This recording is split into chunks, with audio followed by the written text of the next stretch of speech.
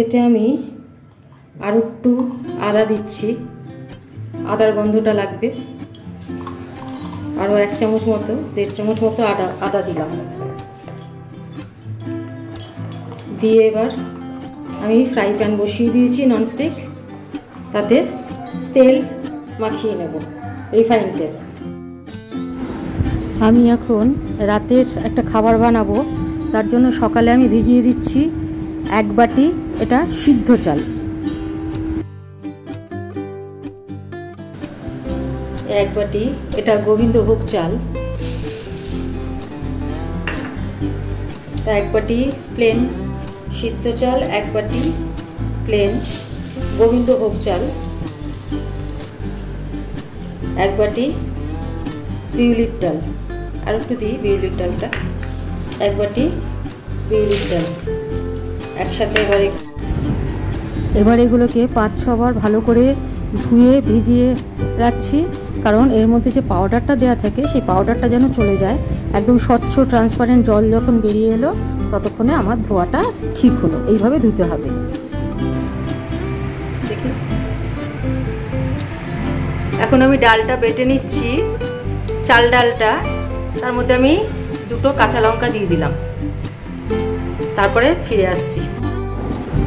সকালে আমি চাল ডালগুলো ভিজিয়ে দিয়েছিলাম, এখন সন্ধেবেলা এগুলো বাটছি। তো এই বাটার সময় আমি কিন্তু আগে একটু দিয়ে নিয়েছি, কাঁচা লঙ্কা দেখিয়ে দিয়েছি, খুব স্মুথ পেস্ট করব। এটা বাটা হয়ে গেছে পুরোটা এরকম। আচ্ছা, এবার এর মধ্যে আমি একে একে জিনিস মেশাবো। সেটা হচ্ছে একটু এটা মৌরি বাটা, মৌরি বাটা, এটা আমি বেটে রেখেছি।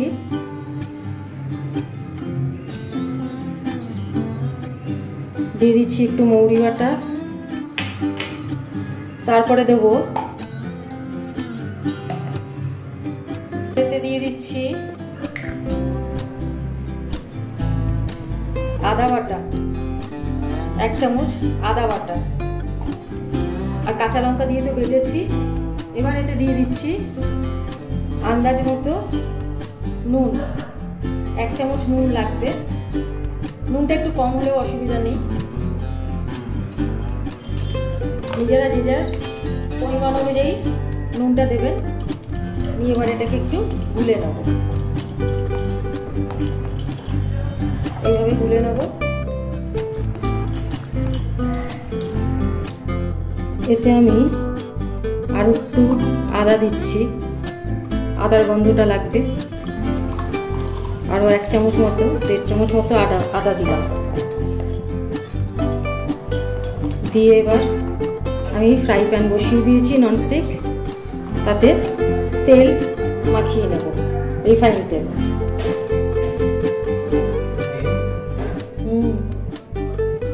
এটা আমি তেলটা মাখিয়ে নিচ্ছি, এতে রিফাইন তেল।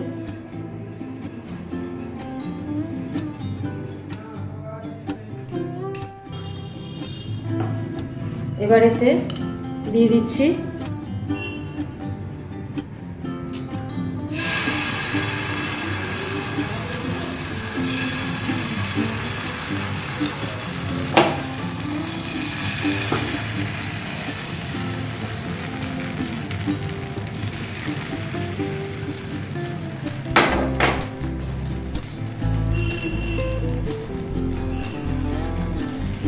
আঁচটা মিডিয়াম থাকবে সবসময়, লো থাকলেই বেশি ভালো, লো থাকবে আঁচ।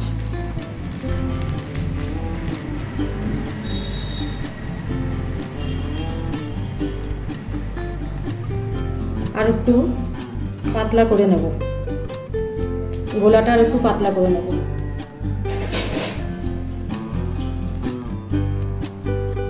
এটা আপনা আপনি হয়ে গেলে কিন্তু আপনা আপনি ছেড়ে যাবে, দেখুন ছেড়ে গেছে। আর একটু হোক, ওই জায়গাগুলো আপনা আপনি এগুলো ছেড়ে যাবে। উপরেও কিন্তু আমি একটু তেল ব্রাশ করে নিচ্ছি, কারণ আমাদের একটু ভাজা ভাজা বেশি, লালচে মতো একটু ভাজাটা পছন্দ।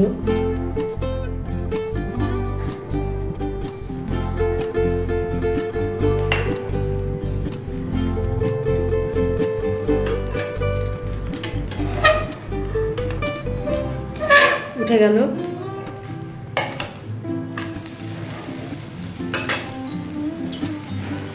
এবার এটা একটু আঁচ বাড়িয়ে করব।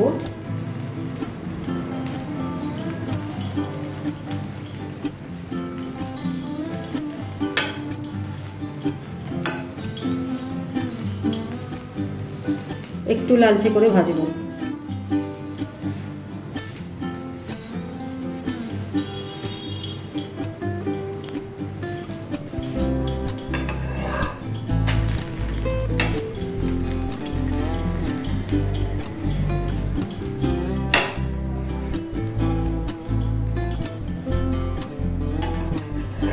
এপিট ওপিট করে লালচে করে ভাজবো। এবার এতে আমি তেল ব্রাশ করে নিচ্ছি, রিফাইন্ড অয়েল।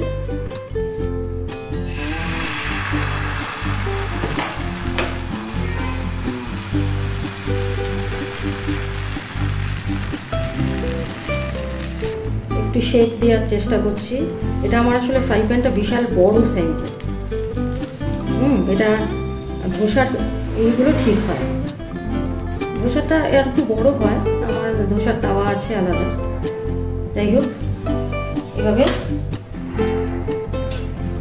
করে নিচ্ছি। হোক, এটা হয়ে গেলে কিন্তু সাইডগুলো আপনা আপনি ছেড়ে আসবে। দেখুন মাঝখানটা বেশি সাদা আছে, মানে কাঁচা আছে, আর সাইডগুলো অটোমেটিক্যালি দেখুন ছেড়ে গেছে।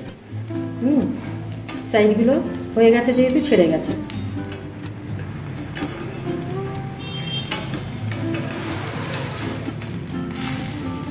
এবার উপর দিকেও আমি একটু তেল মাখিয়ে নেব।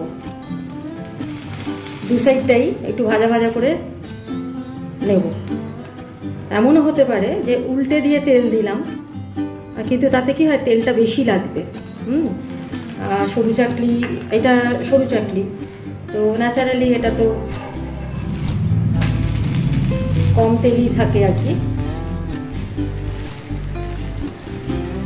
এই যে উপরে একটু গর্ত গর্ত মতো না, এটা দেখতে খুব ভাল লাগে। এইটা যেন আসে সেটা লক্ষ্য করবেন। এটার জন্য কিন্তু আঁচটাও ঠিক হওয়া চাই। আর গোলার কনসিস্টেন্সি যেটা, খুব মোটাও না খুব পাতলাও না, একদম পাতলা ধোসার মতো তা নয়, পেপার ধোসার মতো তা নয়, কিন্তু তার থেকে একটু মোটা গাঢ় গ্রেভিটা, মানে গোলাটা। ঠিক আছে, এইভাবে ভেজে এগুলো তুলব।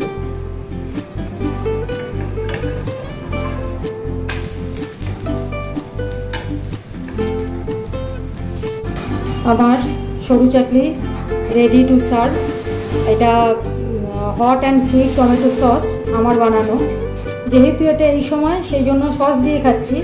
আদারওয়াইজ আমাদের যেটা অভ্যাস, কাকিমা দিয়ে যেতেন গাজরের তরকারি দিয়ে শীতের সময়, আর থাকতো খেজুর গুড়, মানে ঝোলা খেজুর গুড় যেটা, সেইটা থাকতো। তো এখন যেহেতু অফ সিজন, সেই জন্য এইভাবেই করলাম। ধন্যবাদ, ভালো থাকবেন। আবার কালকে নতুন কোনো রেসিপি নিয়ে ফিরে আসছি।